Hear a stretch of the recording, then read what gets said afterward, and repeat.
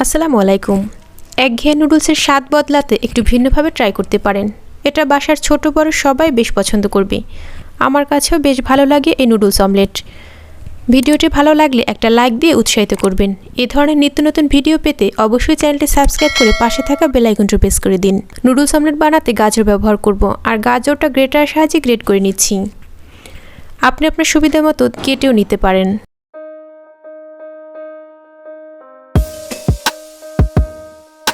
আর আপনি চাইলে এতে আরও যে কোনো ধরনের সবজি ব্যবহার করতে পারেন। যে হাঁড়িতে রান্না করব সরাসরি ওই হাঁড়িতে গ্রেট করা গাজরটা দিয়ে দিলাম। আর এখানে 1 প্যাকেট ম্যাগি নুডলস নিয়েছি। নুডলসটা একটু ভেঙে দিচ্ছি। নুডলস অমলেটে ব্যবহার করার জন্য নুডলসটা ভেঙে দিলেই বেশি ভালো হয়।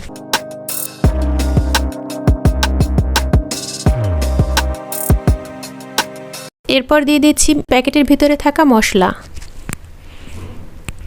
আর পরিমাণ মতো পানি দিয়ে দিচ্ছি। ঠিক ততটুকু পানি দিতে হবে যতটুকু পানি দিলে নুডলসটা ভালোভাবে সিদ্ধ হয়ে ঝরঝরে হবে। এবার নুডলসটা সিদ্ধ করে নিব। নুডলসের পানিটা যখন কিছুটা ফুটতে শুরু করবে ঠিক ওই অবস্থায় ঢাকনা দিয়ে ঢেকে ভালোভাবে নুডলসটা সিদ্ধ করে নিতে হবে।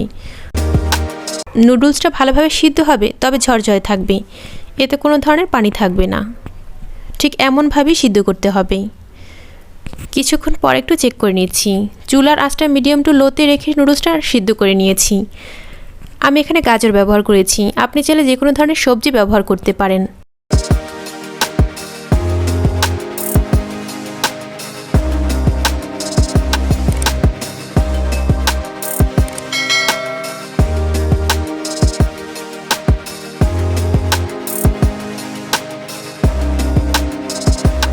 একটা পেঁয়াজ কেটে নিয়েছি, আর নিচ্ছি কিছু কাঁচামরিচ। কাঁচামরিচটা আপনি আপনার প্রয়োজন অনুযায়ী ব্যবহার করবেন, ঠিক যতটুকু ঝাল খেতে পছন্দ করবেন।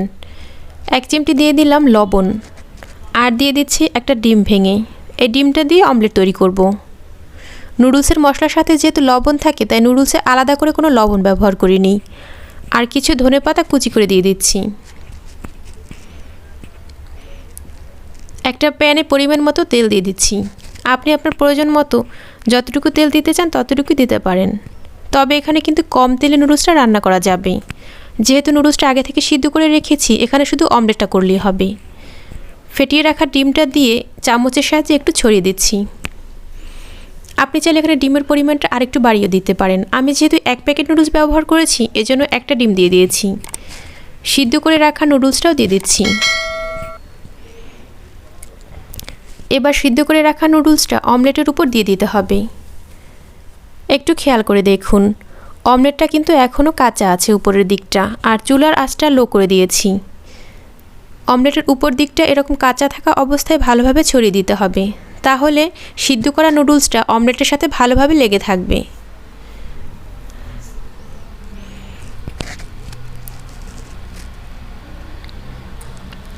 এই নুডলসটাতে সিদ্ধ করে রাখা মটরশুঁটি ব্যবহার করলে খেতে বেশ ভালো লাগে।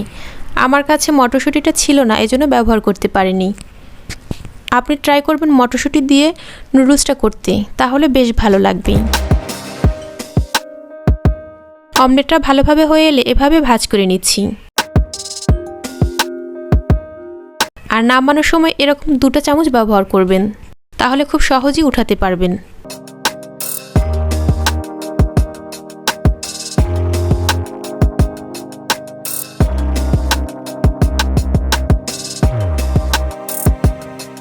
অনেস্টলি বলছি, এমনিতে নুডলস করে খাওয়ার থেকে আমার কাছে নুডলস অমলেটটা বেশি ভালো লাগে। আর আপনি যে কোনো ধরনের সালাদ দিয়ে পরিবেশন করতে পারেন, চাইলে সসও ব্যবহার করতে পারেন। আপনার পরিবারের ছোটরা যদি কেউ নুডলস খেতে পছন্দ না করে, তাহলে এভাবে করে দিতে পারেন। নতুন কিছু দেখলে বাচ্চাদের অনেক ভালো লাগে। এর আগে আমি আমার চ্যানেলে একটা ব্যতিক্রমধর্মী নুডলস ছোলা দিয়ে নুডলস রান্না, ওইটা আর একটা রেসিপি শেয়ার করেছি। সেটা হচ্ছে একটা ব্যতিক্রমধর্মী পাস্তা নুডলস। আপনি চাইলে রেসিপিগুলো দেখে নিতে পারবেন। লিংক আমি ডেসক্রিপশন বক্সে দিয়ে দিব। ভিডিওটা দেখার জন্য অসংখ্য ধন্যবাদ। আল্লাহ হাফেজ।